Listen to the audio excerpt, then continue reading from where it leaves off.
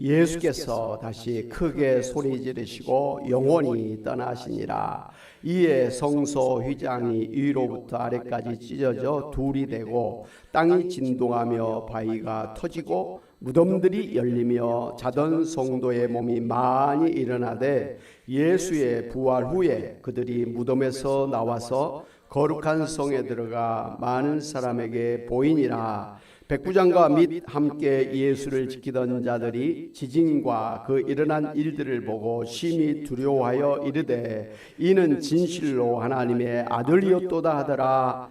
예수를 섬기며 갈릴리에서부터 따라온 많은 여자가 거기 있어 멀리서 바라보고 있으니 그 중에는 막달라 마리아와 또 야고보와 요셉의 어머니 마리아와 또 세베대 아들들의 어머니도 있더라. 아멘. 할렐루야. 예수님께서 십자가에 죽으셨지만 3일 만에 부활하셔서 지금도 우리와 함께 하고 계신 우리의 주님이신 줄로 믿습니다. 오늘은 예수님께서 죽으셨다가 다시 살아나신 것처럼 죽었다가 살아난 사람들의 이야기를 말씀드리고자 합니다. 우크라이나에 80세 된 할머니가 계시는데 이분은 심장이 멎어서 사망 진단을 받고 입관을 이제 하고 이제 매장을 하려고 준비하고 있는데 관이 움직여서 열어보니까 할머니가 살아났다고 합니다. 그런가 하면 필리핀에서 3살 난 아이가 갑자기 고열로 사망을 해서 장례식을 준비하고 있는데 죽었던 아이의 머리가 움직이더니 살아났다고 합니다. 칠레에 80세 된 할머니가 계시는데요. 입관을 하고서 이제 장례식을 치르고 있는데 관 속에서 이상한 소리가 들려서 급하게 관을 열어봤더니 80세 할아버지, 관 속에서 할아버지가 누운 채로 나 아직 안 죽었어 라고 말했다고 합니다. 참 황당한 일이네요. 중국 스촨성에 70세 할아버지가 죽어서 이제 그 지역 풍습에 따라서 그 입에다가 쌀하고 소금하고 콩을 가득 넣고 장례식을 준비하고 있는데 관이 움직이고 이상한 소리가 들려서 관 뚜껑을 열어보니까 할아버지가 눈을 부릅뜨고서 이게 대체 무슨 일이냐고 물었다고 합니다. 그 말을 듣고 장례를 치르고 있던 가족들과 주변 사람들이 놀라서 다 도망갔다고 합니다. 그런가 하면 출산 직후에 사망한 아이가 이제 영안실 냉동실에 있는데 그 아이가 살아났다고 하는 이야기도 있고요. 수술받다가 사망한 환자가 다시 살아난 이야기들이 있습니다. 또 우리나라도 보면 뭐 죽었다가 천국에 갔다가 뭐 이렇게 갔다 왔던 사람들이 천국 간증하는 그런 경우들도 있잖아요.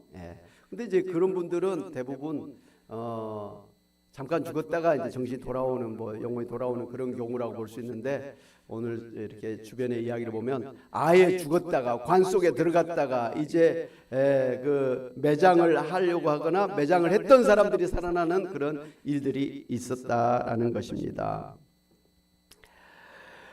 장례식을 마친 다음 날 이제 무덤에 가봤더니 무덤 속에서 탕탕 소리가 나서 그 또 급하게 무덤을 파헤치고 관을 열어보았더니 죽었던 자가 살아 있어서 급하게 이송을 했는데 병원에 도착했을 때 죽었다고 합니다. 그래서 자세히 보니까 이 막 그 손에 피가 범벅이 돼 있고 뭐 손가락이 다 달아 있고 막 이마가 깨져 있고 막 그랬다는 거. 그러니까 그 속에서 간 속에서 살아서 막 나가려고 애를 썼다는 것이죠. 밤새.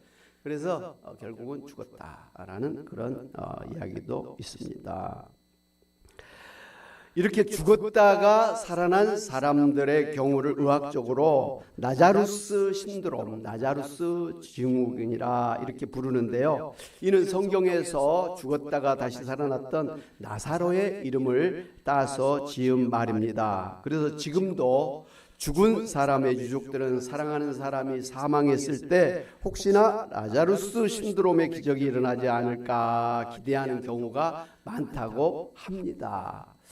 이런 경우를 보면 어느 분이 돌아가셨다고 해서 그냥 시끌벅적하게 장례식 치른다고 떠들 게 아니라 최소 한 사람 정도는 관에다가 귀를 두고 잘 소리가 나는지 뭐 움직임이 있는지 살펴봐야 될 것 같아요.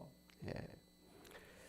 당연히 이제 성경에서도 죽었던 자가 다시 살아난 이야기가 많이 소개되고 있습니다. 먼저는 예수님께서 그 3년 동안 공생애를 지내신 동안에 세 사람의 죽었던 자를 살리신 그런 기적을 소개하고 있는 걸 볼 수가 있습니다. 요한복음 11장 43절 44절에 보면 예수님께서 죽은 지 사흘이나 지난 나사로의 무덤을 찾아가셔서 나사로야 나오라 명령을 하시니까 죽은 나사로가 일어나서 걸어 나오는 그런 기적이 일어났습니다. 그런가 하면 누가복음 7장에 보면 예수님께서 죽은 청년의 장례 행렬을 만나셔서 그 장례 행렬을 따라가고 있던 그 청년의 어머니에게 울지 말라고 위로하시면서 그 관에 손을 대시고 청년아 내가 내게 말하노니 일어나라 고 명령하시자 죽었던 청년이 벌떡 일어나 살아나서 어머니의 품에 안기게 되었습니다. 그런가 하면 마가복음 5장에 보면 예수님께서 가버나움 해당장 야이로의 12살 먹은 딸을 찾아가서 달리다굼 내가 내게 이르노니 소녀야 일어나라 명령하시자마자 그 죽었던 소녀가 살아나 일어나는 기적이 일어났습니다. 할렐루야. 예.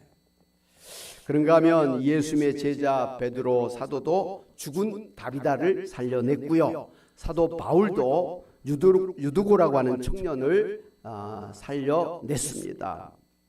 그런가 하면 구약 성경에도 이제 죽은 사람을 살려낸 그러한 선지자들이 소개되고 있는데 참으로 능력의 선지자, 영감의 선지자 엘리야 선지자와 엘리사 선지자가 죽은 아이를 살려낸 그런 기사가 소개되고 있습니다.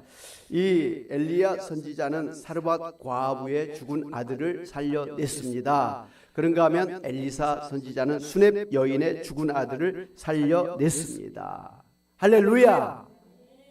그러니까 성경에는 구약 성경에도 그렇고 뭐 예수님 때도 그렇고 예수님 이후의 제자들의 사역을 봐도 그렇고 죽은 자가 다시 살아나는 그런 기적의 역사가 이렇게 많이 소개되고 있는 걸 볼 수가 있습니다. 그런가 하면 아예 그냥 죽지 아니하고 하나님에 의해서 천국에 올라간 그런 사람들도 있는 것을 우리가 봅니다. 그러니까 이 세상 사는 것에 살았다가 죽는 거로 끝나는 인생이 아니다. 다시 살아나는 그런 일이 있다라는 것입니다. 할렐루야.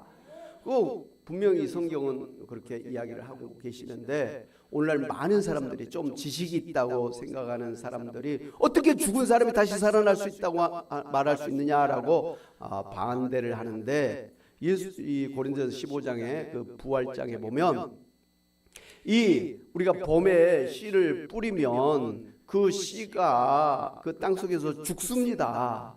그 죽은 데서 오히려 새싹이 나가지고 더 많은 열매를 아주 풍성한 꽃을 피우지 않습니까? 근데 만약에 그 땅에 심어졌던 씨가 썩지를 않고 죽지를 않고 그대로 있으면 거기서 새싹은 나오질 않습니다. 그야말로 죽은 씨앗에 불과한 것입니다. 산 씨앗이라고 하는 것은 죽어야만 그곳에서 많은 그런 꽃이 나고 열매를 맺을 수가 있는 것입니다. 죽으면 그로 끝나는 게 아니라 오히려 죽어야 더 풍성한 그러한 생명의 역사가 일어나는 게 자연의 법칙이라 이 말씀이에요. 이런 조그만 미물도 이렇게 죽었다가 다시 살아나는 역사가 있는데 하물며 만물의 영장이라고 하는 사람이 죽었다가 다시 살아나는 일이 어찌 있을 수가 없겠느냐라는 거예요. 있다라는 것입니다. 할렐루야. 죽었다가 다시 살아나는 부활이 있다라고 성경은 분명하게 말씀을 하고 있는 것입니다.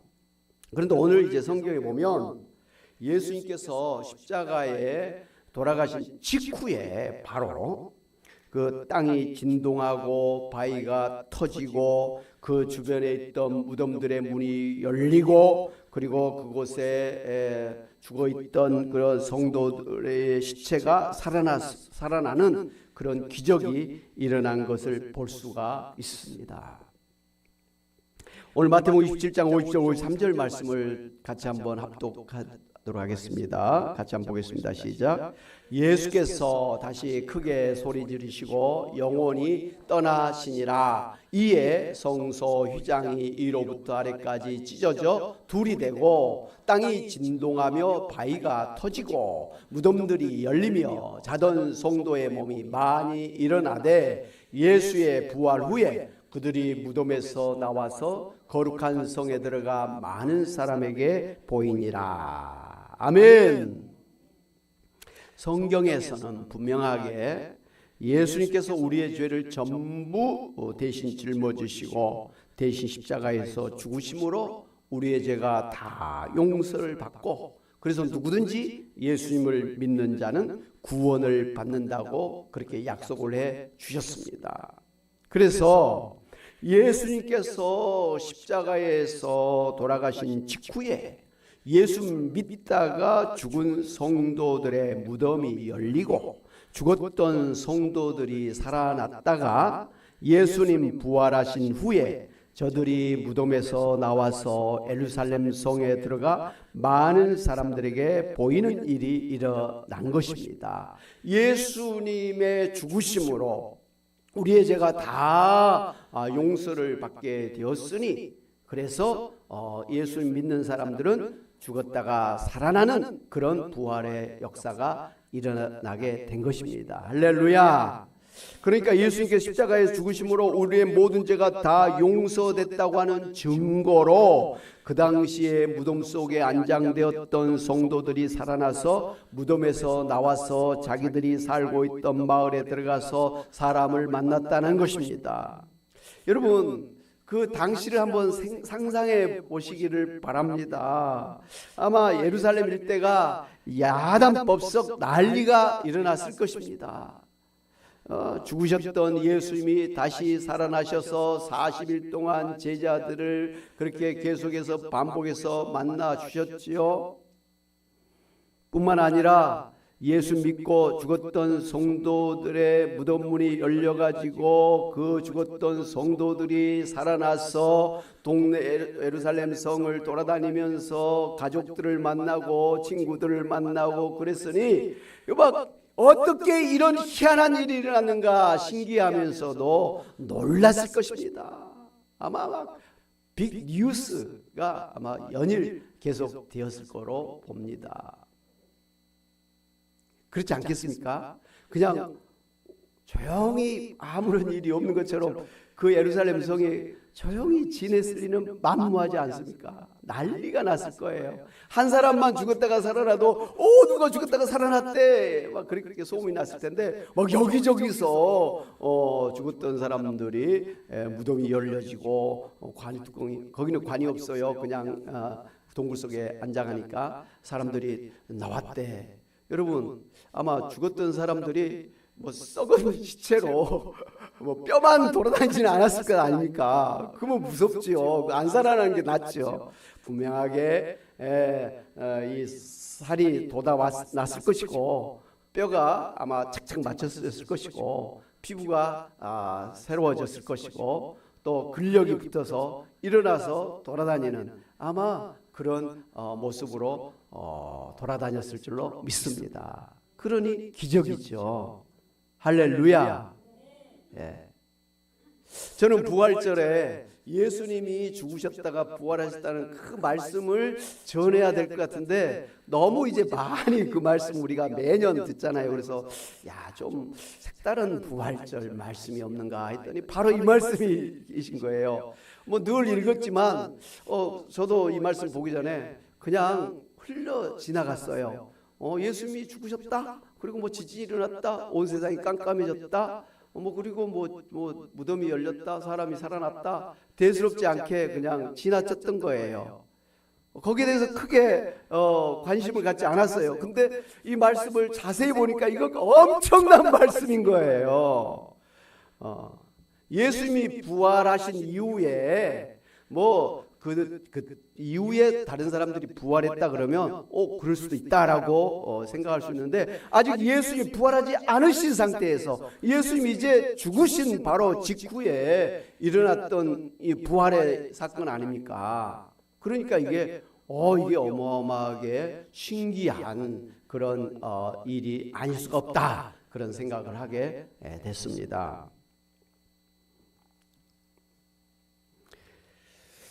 바로 죽었던 성도들이 예수님 십자가에 죽으신 직후에 살아났다고 하는 것은 성경에서 약속한 대로 예수님이 우리 대신 죽으심으로 우리가 구원을 받고 영생을 받게 될 것이다 하고 약속하신 그 말씀대로 이루어진 것입니다.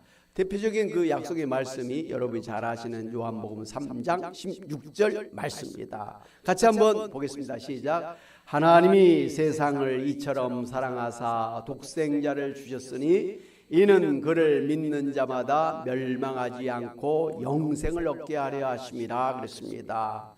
하나님께서 독생자 예수 그리스도를 주셨다라는 것은 십자가에 못 박혀 죽이시게 하셨다라는 말씀이잖아요. 그러니까 예수님이 십자가에 우리 대신 피 흘려 죽게 하심으로 예수님을 믿는 우리가 죽지 아니하고 영생을 얻게 하시겠다라고 약속을 해주신 것입니다.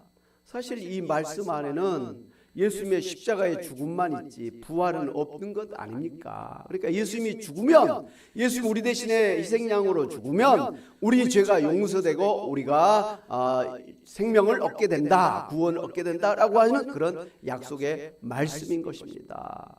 바로 이 약속의 말씀대로 예수님이 우리 대신에 죽으시니까 그 즉시 예수님 믿고 죽었던 성도들이 죽음에서 다시 살아나는 그러한 부활의 역사가 일어난 것입니다. 할렐루야.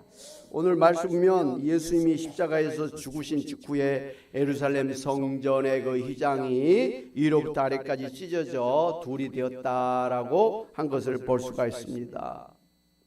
여러분이 이제 다 아시고 계신 것처럼 그 옛날에 예루살렘 성전은 세 공간으로 구분이 되어 있습니다. 그 성전에 마당이 있었고요. 그 다음에 이제 성소회가 있었고, 성소에 이제 그 휘장이 이제 이렇게 위로부터 아래까지 쫙 내려져 있었는데, 그 뒤에는 지성소라고 그 하나님의 언약궤가 있는 그런 지성소가 구별되어 있었습니다. 그런데 그 지성소에는 아무나 들어가면 하나님의 저주를 받아서 죽게 되어 있었습니다. 그 대제사장만이 1년에 한 번 대속제일에 들어가게 되는데, 그 대제사장조차도 아무 때나 들어가면 이것도 죽음을 당하는 거예요. 한 번 그 하나님 앞에 지성소에 나가서 이제 이 하나님의 용서를 받고, 그리고 하나님의 축복의 말씀을 받고 나와서 이제 사람들에게 죄를 용서를 선포하고, 그리고 하나님의 축복을 그렇게 대언해 주는 것입니다. 그러니까 하나님 앞에 일반 사람들은 나갈 수가 없었던 거예요. 왜? 모든 사람들은 죄가 있기 때문에 죄 있는 사람이 하나님 앞에 나아가면 죽는 거예요. 그러니 나갈 수가 없는 거예요. 하나님께서 유일하게 대제사장만 그 지성소에 나가기 전에 깨끗하게 이제 결례 그런 행위를 한 다음에 하나님 앞에 나아가서 만날 수 있도록 허락해 주셨던 것입니다. 그런데 이 예수님이 십자가에 돌아가신 직후에 이 성전의 지성소 휘장이 쫙 둘로 나눠져서 이렇게 됐다고 하는 것은 그동안 대제사장만이 들어갔던 지성소에 일반 사람들도 들어갈 수가 있게 되었다라는 것이죠. 우리 교회도 지진이 일어났나요? 카메라가 흔들렸습니까? 약하지만 뭔가 징조가 있는 것 같아요. 화면이 좀 흐립니다. 아마 그 렌즈에 그게 묻어지지 않을까 싶기도 하고. 됐어요. 좀 나은 것 같긴 하네요. 손가락에서 기름때 묻었을 것 같아. 고맙습니다. 방송실에서 이렇게 영상을 보고 있다가 이렇게 도와주네요. 감사합니다. 이제 뭘 하려고 했는지 잠깐 잊어버렸어요.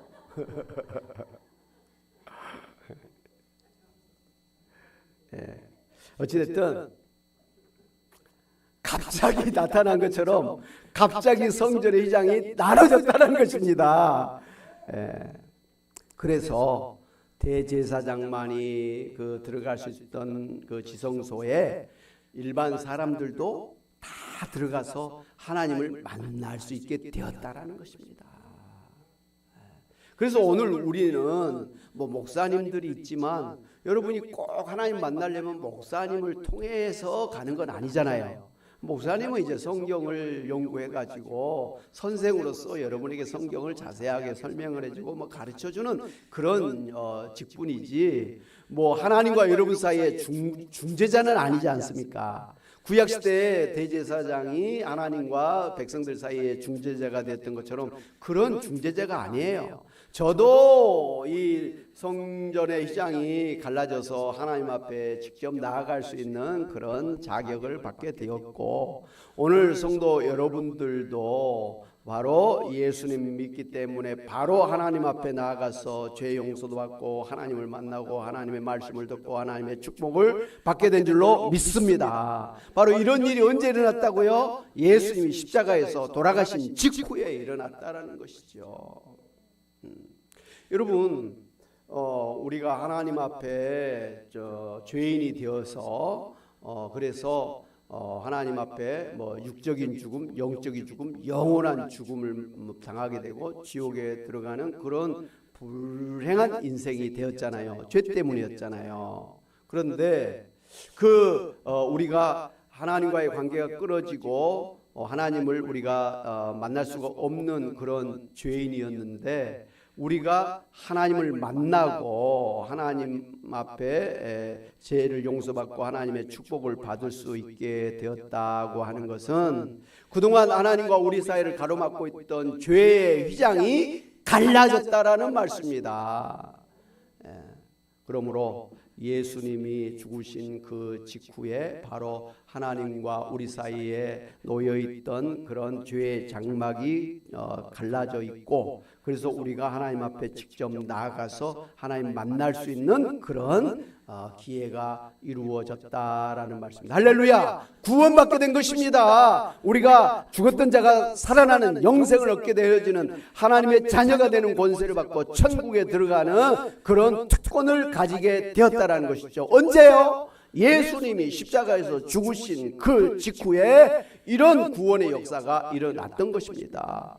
바로 예수님이 죽으시면 우리 죄가 용서받고 우리가 구원받게 되고 우리가 죽음에서 살아나는 그런 역사가 일어날 것이라고 약속하신 대로 바로 예수님 직후에 휘장이 갈라지고 예수님 십자가에 죽으신 직후에 그 죽었던 사람들이 살아나는 부활하는 역사가 일어났던 것이죠.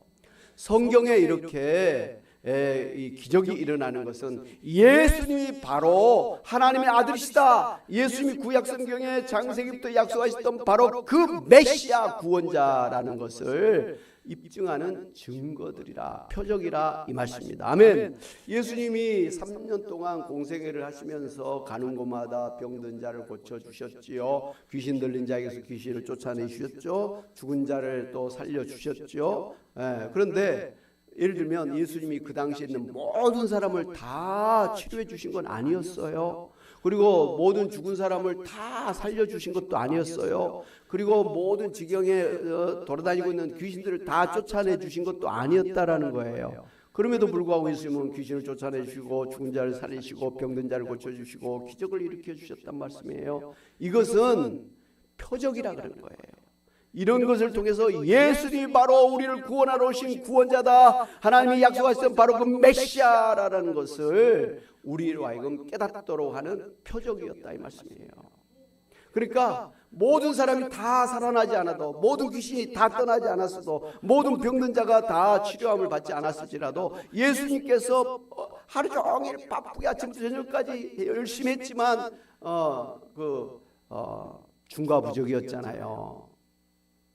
그러나 그것만으로도 3년 동안 부지런히 돌아다니면서 고쳐주시고 치료해주시고 살려주시고 귀신을 쫓아내주신 그런 표적들을 통해서 우리가 분명히 알 수 있는 것은 예수님은 참으로 우리 세상을 구원하러 오신 하나님의 아들이시다, 아들 하나님이시다, 바로 우리를 구원하러 오신 바로 우리의 구원자시라는 것을 믿어야 되는 것이죠.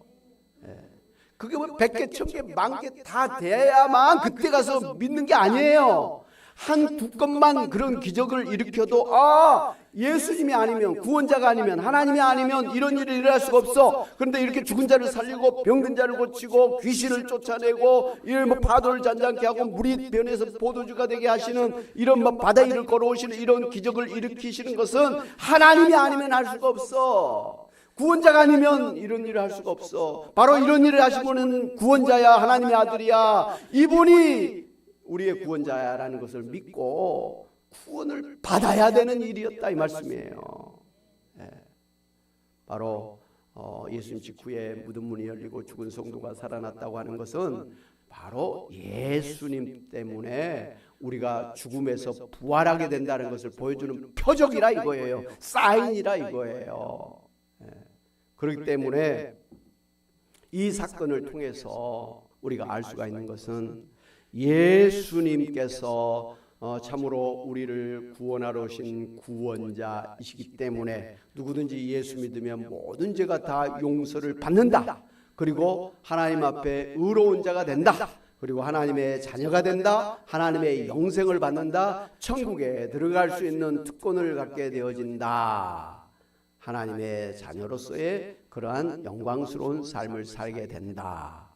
뿐만 아니라 우리가 죽었다가 부활하게 된다라는 것을 우리에게 보여준 것입니다. 할렐루야.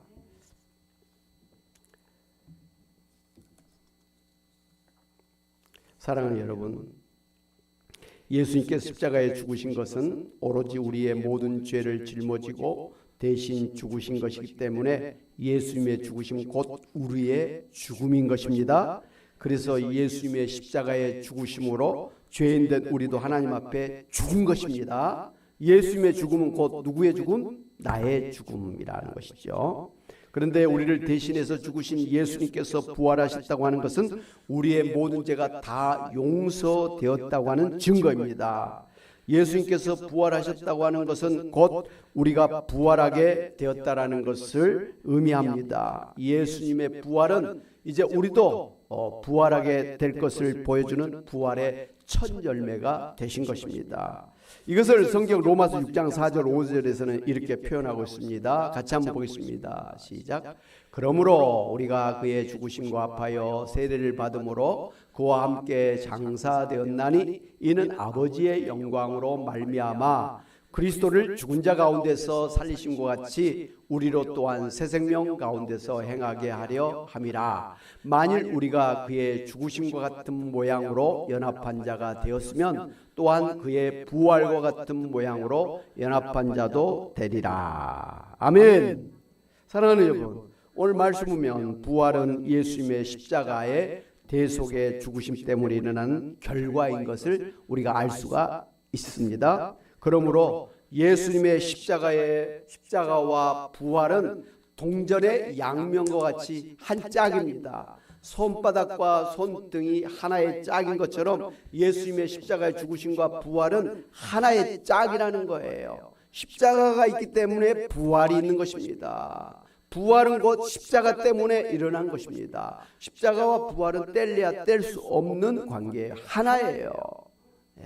십자가가 있는 곳에는 뭐 일어난다고요? 부활이 일어난 거예요. 부활이 있다는 것은 십자가가 있었다라는 것이죠. 뗄래야 뗄 수 없는 우리 구원의 두 방편이 예수님의 십자가와 부활의 역사라는 것을 우리가 알아야 됩니다. 네, 그러므로 십자가로 우리의 모든 죄가 다 용서되었기 때문에 죄의 형벌인 죽음이 그치고 우리가 부활하게 되는 것입니다. 하나님과의 관계가 회복되어서 영생을 받게 되는 것입니다. 지옥이 아니라 천국에 들어갈 수가 있게 된 것입니다. 옛날 성도들은 이렇게 죽었다가 살아났지만 다시 죽었거든요. 그러나 이제 예수님 믿는 성도들은 예수님이 부활하셨을 때 신령한 몸, 영광스러움, 강한 몸, 영원한 몸으로 부활한 것처럼 다시는 병들거나 죽지 아니하는 몸으로 부활한 것처럼 오늘 예수 믿는 우리 모두도 이제 부활하되 예수님처럼 신령한 몸, 영광스러운 몸, 강한 몸, 다시는 병들거나 죽지 아니하는 그런 영원한 몸으로 부활해서 새하늘 새 땅에서 정말 예수님과 함께 영원한 천국을 누리게 될 줄로 믿습니다. 오늘 부활절을 맞이한 성도 여러분, 바로 이 부활의 소망, 천국의 소망을 가지고 믿음 안에서 승리하시는 여러분이 되시기를 주님의 이름으로 축원합니다. 아멘.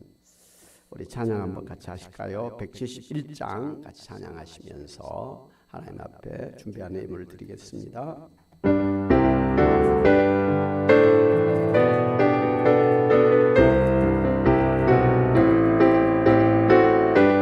하나님의 독생자 예수,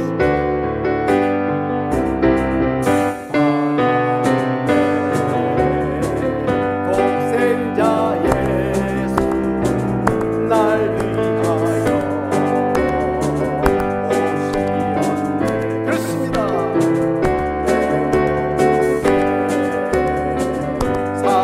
사시려고 십자가 지셨으나